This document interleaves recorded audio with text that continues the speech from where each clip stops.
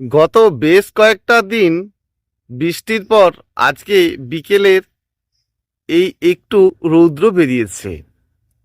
আর এটি গাছের ক্ষেত্রে যে কত ভালো। আর এই সময় আমাদেরকে পরপর কয়েকটি কাজ করে নিতে হবে।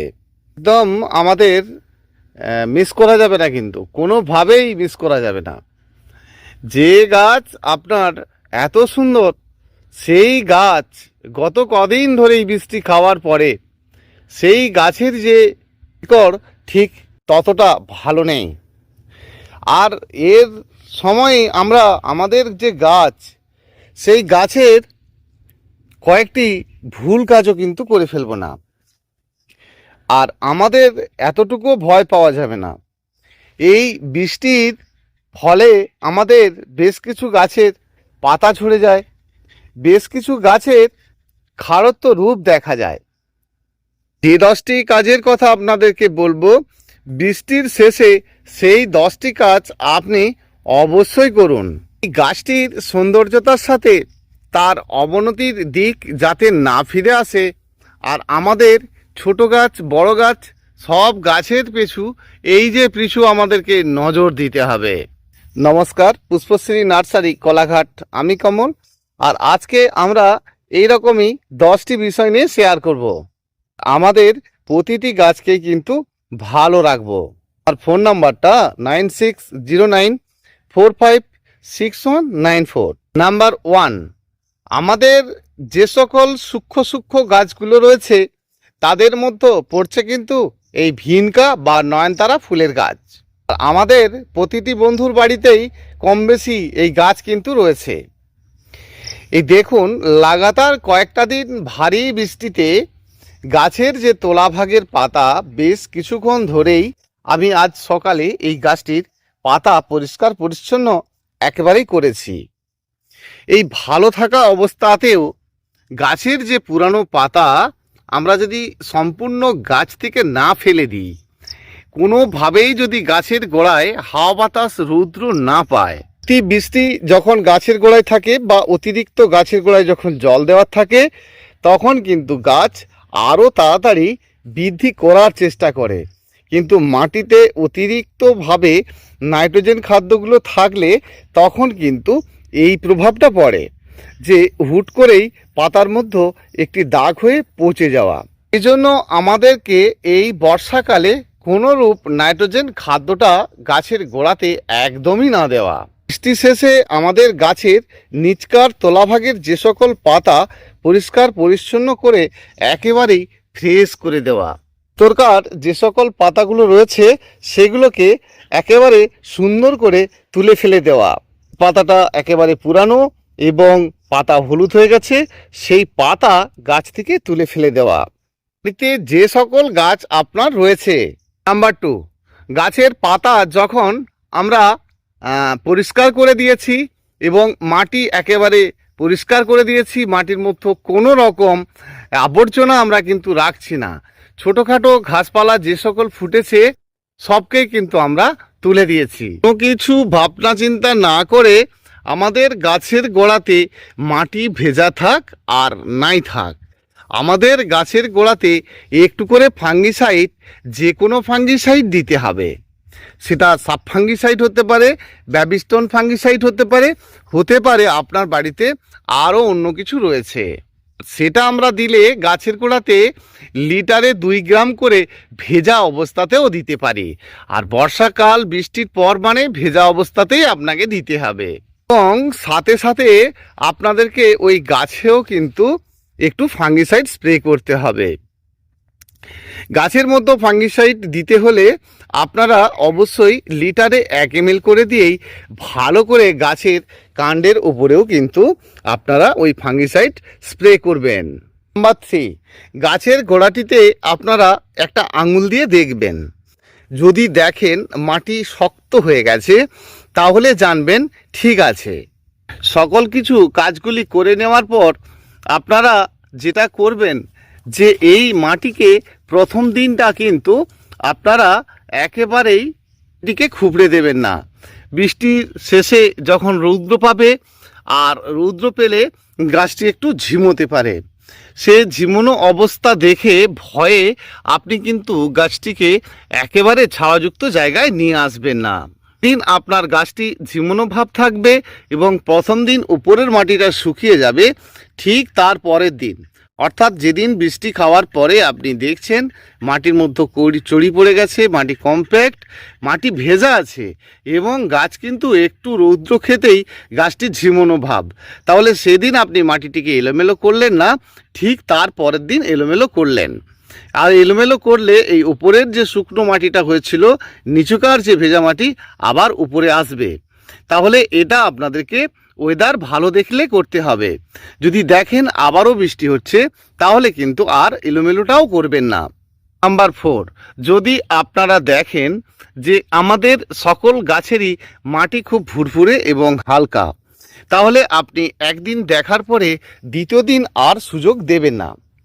যদি দেখেন যে মাটি অতিরিক্ত হালকা রয়েছে, অর্থাৎ গাছের গোড়ার যে মাটি সেই সকল মাটি কিন্তু একেবারে হালকা থাকার ফলে অতিরিক্তভাবে কিন্তু জল ধরে রয়েছে, আর সেই জল যাতে না ধরে থাকে সেজন্য আপনাকে যে কাজটি করতে হবে, এক্সট্রা করে আপনাকে মাটি চাপা দিতে হবে। আপনার বাড়ির অনেক গাছই রয়েছে যার মাটি কিন্তু অতিরিক্ত হালকা, আর সাথে কি হচ্ছে, কোনোভাবেই আপনি মাটিটিকে শুকনো করতে পারছেন না।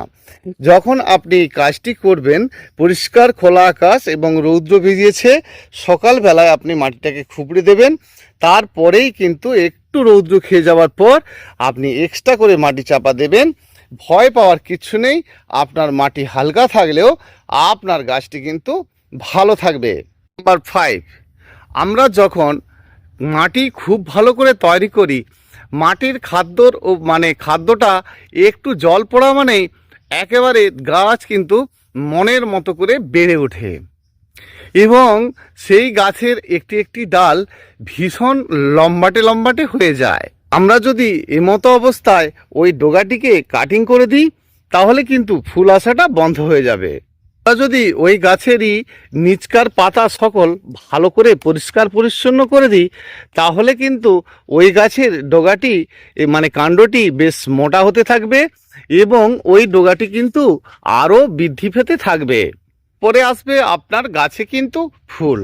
সেজন্য আমরা যদি গাছের ডগাটাকে একটা কোনো কাঠি দিয়ে সুন্দর করে বেঁধে রাখতে পারি, নিচকার পাতা পরিষ্কার করতে পারি এবং ওই গাছটির ক্ষেত্রে যদি আমরা খাদ্য দেওয়া বন্ধ রাখি তাহলে কিন্তু সহজেই ওই গাছটিতে ফুল আসবে। নাম্বার 6, আমরা একটি গাছে কিভাবে প্রচুর ফুল পেতে পারি আর ফুল কি করে পাবো, আর ফুল পেতে গেলে আমাদের যে সকল ছাঁকড়া শৌখিন গাছ রয়েছে তাতে প্রচুর পরিমাণে ফুল কি করে পাবো।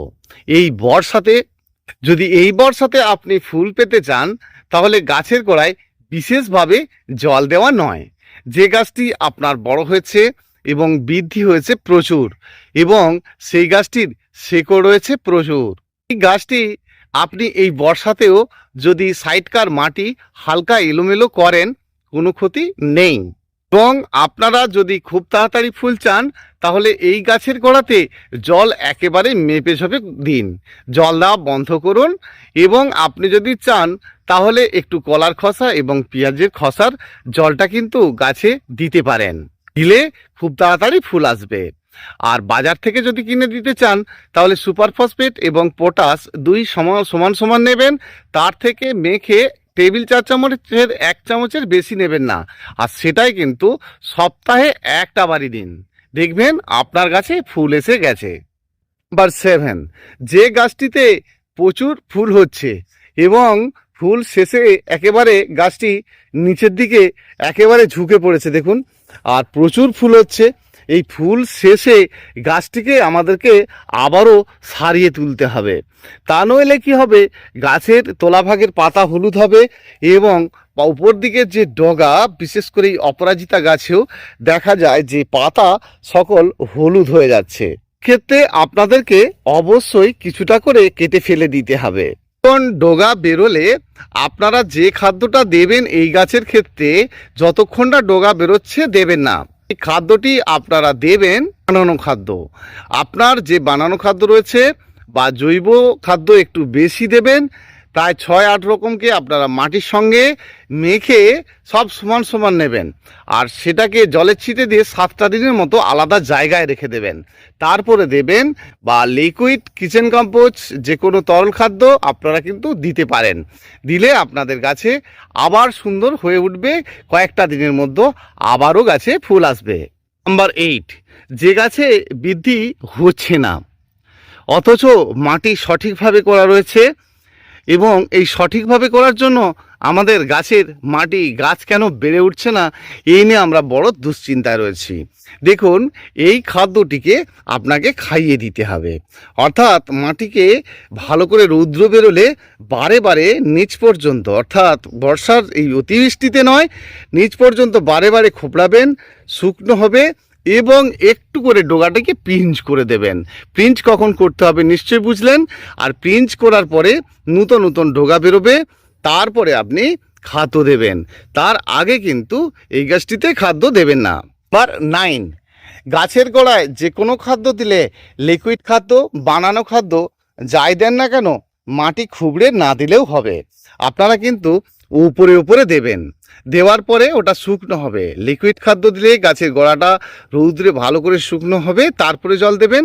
বানানো খাদ্য দিলে উপর থেকে এটা দেওয়ার পর একটু করে গুঁড়ো মাটি চাপা দিয়ে দেবেন। নাম্বার 10, যে পাত্রে আপনি গাছ রোপণ করেছেন বা যে মাটির মধ্যে আপনি গাছ রোপণ করেছেন, তলাভাগে শুধু নয়, সাইডে ছিদ্র করে দিন। প্লাস্টিক বা মাটি আপনার যদি মনে হয় যে গাছের মধ্যে, টবের মধ্যে সবসময় জল ধারণ করছে, তাহলে সাইডে ছিদ্র করতে ভুলবেন না। একটা দিন করে আপনারা যে কোনো কীটনাশক ওষুধ দিয়ে রাখবেন, সপ্তাহ 10 দিন 15 দিন ছাড়া। তো যত কম করে হলেও সপ্তাহ 10 দিন বা 15 দিন ছাড়া হলেও আপনারা গাছের গোড়াতে 100 গ্রাম চুন 10 লিটার জল গুলে গাছের গোড়াতে দিতে ভুলবেন না। এই মহা ওষুধ বলতে পারেন। মাটি পচে যাওয়া, মাটির যে সমস্ত দুর্গন্ধ, যে সমস্ত পুরানো খাদ্য গাছ না খেতে পারছে, সবের জন্য আপনি কিন্তু দিতে পারেন এই মহা ওষুধটা। কোনো চুন নেবেন, গাছের গোড়াতে 100 গ্রামে 10 লিটার জল, সদ্য চুনটি নিয়ে আপনারা কিন্তু গাছের গোড়াতে দেবেন, মানে টবের সাইড বরাবর, পাতার মধ্যে না পড়ে। পাতাতে যেটা দেবেন, 1 লিটার জলে 2 গ্রাম না, 1 গ্রামে 2 লিটার জল। ভালো করে জেনে নিন, 1 চিমটি চুন সমান 1 গ্রাম, আর 1 গ্রাম চুন মানে 2 লিটার জল। এটি কিন্তু বিকেল টাইমে আপনার সকল গাছের উপরে একেবারে সুন্দর করে স্নান করিয়ে দেবেন, দেখবেন দারুণ ভালো হচ্ছে। তার মধ্যে লালচে ভাব, পাতার বেড়ে ওঠা, গাছের স্বাস্থ্য ভালো থাকা, গাছের প্রতিটি পাতার সৌন্দর্যতা ধীরে ধীরে কিন্তু ফিরে আসবে। গাছের পাতার মধ্যে ফিকে ফিকে ভাব, একেবারে সবুজ ভাব কেটে গিয়ে একেবারে আপনার লালচে ভাব হয়ে যাওয়া, সবটাই কিন্তু একেবারেই ক্লিয়ার হয়ে যাবে। আশা করছি আপনাদের বন্ধুরা কাজে আসবে। চ্যানেলে আমার নতুন বন্ধু হয়ে থাকলে সাবস্ক্রাইব করে রাখবেন, লাইক কমেন্ট শেয়ার করতে ভুলবেন না। ভিডিওটি দেখার জন্য প্রতিটি বন্ধুকে অসংখ্য অসংখ্য ধন্যবাদ। দেখা হচ্ছে বন্ধুরা ঠিক পরের ভিডিওতে। ধন্যবাদ।